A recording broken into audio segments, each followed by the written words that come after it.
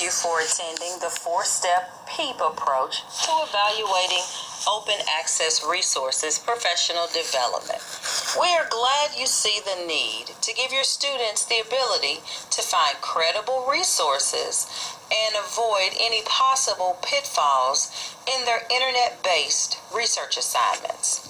This will not be one of those professional developments where you're just lectured to the entire time. We are taking a hands-on approach to teaching you this PEEP strategy. In doing so, we are modeling how you can present this to your students. So please write down any questions that come to your mind at any time. We will pause intermittently to answer those questions. You are probably asking, what are we going to do today? And that's really a great question. We will first help you understand what are open access resources and where you can locate them. We will then look at the positives and negatives of these open access resources, or OAs. After we have a full understanding of OAs, I will explain the importance of the PEEP approach and explain how to use it. Lastly, you will have the opportunity to research some open access resources on a specific topic and practice using the PEEP approach. Again, as you think of questions, please write them on a sheet of paper. We will pause to answer questions throughout the presentations. Any questions so far? Let's begin. It's always a great idea to set the learning environment. By the end of this professional development, you will be able to identify open access resources and use the PEEP approach to identify reliable open access resources. So by now, I bet you're asking, just what are these open access resources? OAs are scholarly journal articles that are available online free of charge, so they are accessible to anyone who has internet access. These resources are also free of legalities such as copyright laws. Users are able to print these articles as well as make copies, and we all know how much teachers love to make copies. Open access resources are available in 3 general types. The first type is the full open access. The full open access journal gives researchers the ability to view and access the entire article. The second type of open access journal is the hybrid open access article. In this model, some articles are available at no charge to anyone searching the web, while others are available only to subscribers. The last type is the delayed open access article. The delayed open access article is available to the researcher only after a period of time. Many delayed articles are only available after a temporary embargo, which is usually within 12 months of publication. A great place to start searching for OAs is Google or Google Scholar. We explore Google Scholar later in this professional development. For now, I just wanted you to know how to access these resources. And accessing them is just as simple as searching Google. One clear advantage to using OAs is students and faculty having the opportunity to access scholarly articles free of charge. More people can read scholarly research, including those who would not have the ability to do so due to subscription fees to expensive journals. Many times, teachers and students want to use scholarly articles, but cannot find free, reputable sources for their research projects. One drawback of all OAs is the damage some believe occurs to the peer review system.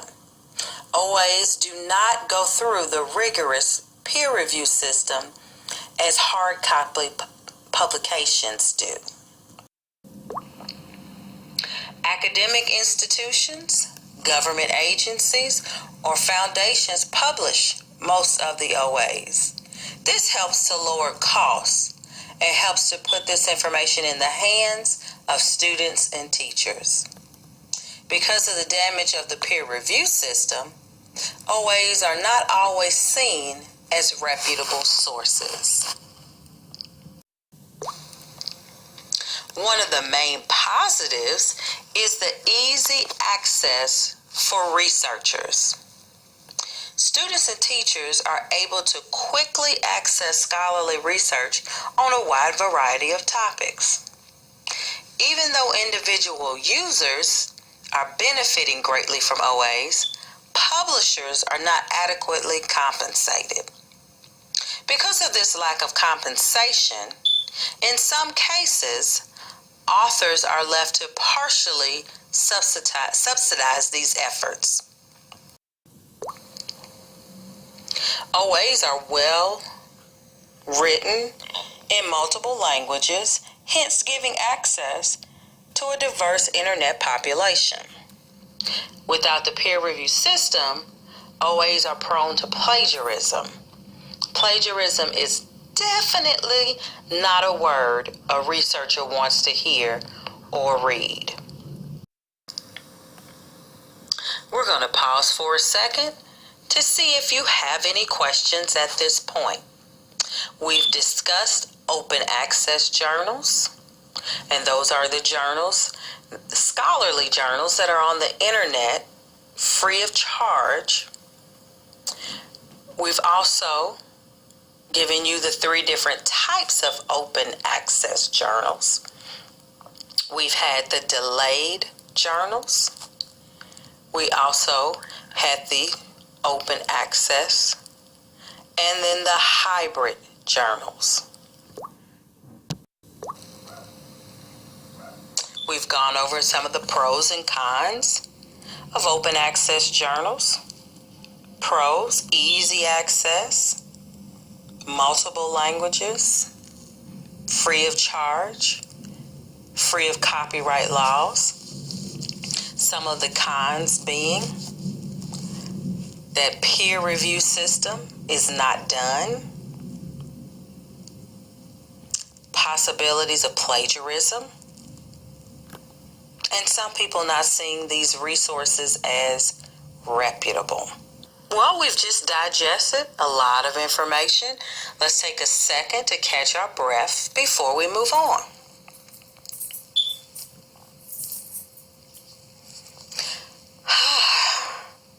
Again, before we move on, what you are about to witness is true on many occasions, situations, and or experiences. But take a deep breath.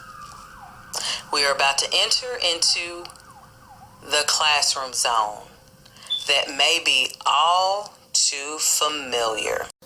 Has a teacher ever brought his or her class to the library's computer lab or to check out books in hopes of conducting a research project without first collaborating with you, the LMS? Did they enter into the library at a higher voice level than is appropriate? Were the students not engaged with the teacher as she was going through her lesson? Were they just plain unruly? Did it look and sound a little like this cartoon? Unfortunately, that's not unusual. Many times, teachers escort students to the library without a plan or without seeking the expertise of the LMS. Is that a wise decision? We know it's not. And as you can see in this cartoon, this is a completely unwise decision. As you know, the LMS is there in the library to collaborate with teachers in hopes of teaching many skills, but specifically information literacy and 21st century skills. One of the skills LMSs can teach students is the PEEP approach to help students analyze OAs to determine their validity and credibility. And you may be saying, PEEP? No, PEEP is not the Easter candy that little kids love to eat. The PEEP approach is a quick and effective means to determine if the OA is credible or suspect.